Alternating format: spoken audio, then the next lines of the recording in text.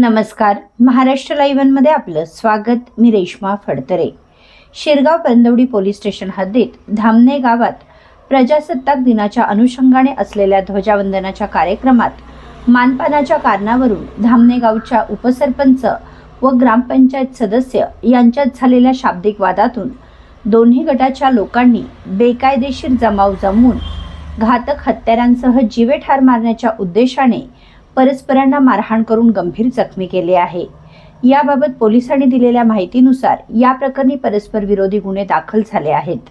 पहिल्या गुन्ह्यात फिर्यादी कुलदीप सुखदेव लोहर वय वर्ष 42 यांच्या फिर्यादीवरून सुनील मच्छिंद्र गराडे वय वर्ष 50, संतोष गोरख गराडे वय वर्ष 47, संतोष मच्छिंद्र गराडे वय वर्ष 47, तन्मय सुनील गराडे वय वर्ष 22, अनिकेत गराडे वय वर्ष 25, 6 महिला आरोपी व 2 ते 3 अनोळखी इसम यांच्या विरोधात फिर्यादी यांचे वडील, आई, पत्नी व पुतण्या यांना घरात घुसून कुऱ्हाड, लाठीकाठी व हाताबुक्क्यांनी मारहाण करून फिर्यादी यांच्या नातेवाईकांना गंभीर जखमी केले आहे. सर्व आरोपींविरोधात गुन्हा दाखल करण्यात आला आहे.